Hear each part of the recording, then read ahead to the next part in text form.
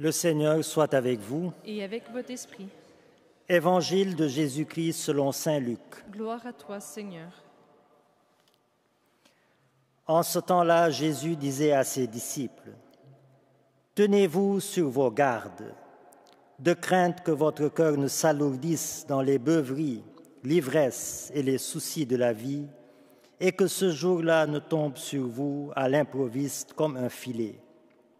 Il s'abattra en effet sur tous les habitants de la terre entière. Restez éveillés et priez en tout temps. Ainsi, vous aurez la force d'échapper à tout ce qui doit arriver et de vous tenir debout devant le Fils de l'homme. » Acclamons la parole de Dieu.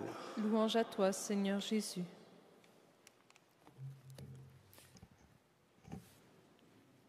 Frères et sœurs, cet évangile respire déjà le temps de l'Avent, avec cette fameuse phrase que nous connaissons bien. Veillez et priez pour échapper à tout ce qui doit arriver. L'amour de Jésus est un amour prévenant, puisqu'il veut justement que j'échappe à tout ce qui doit arriver. Mais c'est aussi un amour responsabilisant, puisqu'il m'appelle à veiller et à prier. L'amour de Jésus n'est donc pas un somnifère pour m'endormir sur mes lauriers. C'est plutôt un dynamisant pour m'engager concrètement dans la conduite de ma vie de foi, notamment en veillant et en priant. Mais cet engagement à veiller et à prier constamment est très exigeant.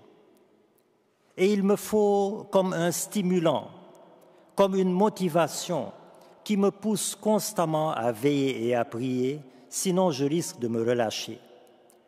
Et ce stimulant, c'est le désir de Dieu.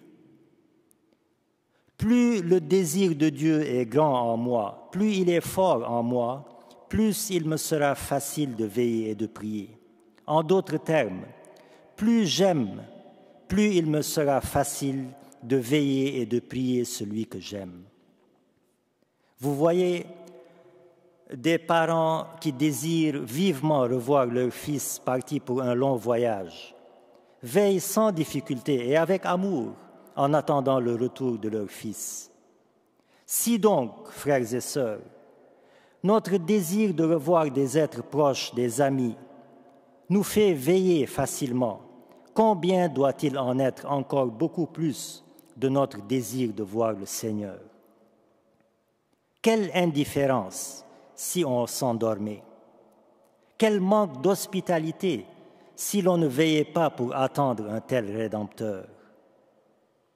Le carburant pour veiller et prier, c'est donc le désir de Dieu. Mais ce désir-là, il me faut l'entretenir, le nourrir, sinon il risque de diminuer puis de s'évanouir, de disparaître. Alors comment nourrir mon désir de Dieu? Je peux nourrir, je peux entretenir, je peux raviver ce désir de Dieu en constatant le mal dans le monde.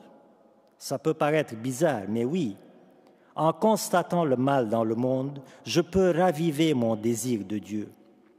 Car à chaque fois que je constate dans mon entourage immédiat et dans le monde, bien sûr, rien qu'en suivant les nouvelles à la télé, quand je constate que c'est le règne de la haine, du mensonge, de l'injustice, des guerres, etc., qui prévaut dans le monde, alors mon cœur aspire naturellement, mon cœur désire naturellement le règne de l'amour, de la vérité, de la justice et de la paix. Et ainsi, je nourris mon amour, mon désir de Dieu en disant que ton règne vienne, que ton règne d'amour s'installe, Seigneur. Une autre façon de nourrir mon désir de Dieu, c'est de méditer sur cette vie éternelle qui m'attend. Méditer sur le fait que je vais me tenir debout devant le Fils de l'homme, comme le dit l'Évangile. Sur cette perspective de me tenir debout devant l'amour qui m'a tant aimé. Et plus je prends conscience de son amour pour moi, plus je désire le rencontrer et plus je veille et je prie en attendant son retour. Alors, frères et sœurs, pour veiller et prier constamment, il me faut désirer Dieu constamment, jusqu'à son retour. Et là, il comblera mon désir de Dieu, mon désir de bonheur éternel. Car ce désir de bonheur qui est en chacun et en chacune d'entre nous ne peut pas être comblé par une créature sur terre, car aucune créature ne possède le bonheur pour me le donner. Bien que les propositions de notre monde soient vertigineuses, seul peut combler mon désir, celui qui a mis ce désir en moi et qui a dit « Celui qui a soif, qu'il vienne et qu'il boive, et celui qui boit de l'eau que je lui donnerai n'aura plus jamais soif, car l'eau que je lui donnerai deviendra en lui une source jaillissant pour la vie éternelle. » Donc, frères et sœurs, veillons et prions, en désirant l'eau de vie, en désirant le pain de vie, Jésus-Christ notre Seigneur. Amen.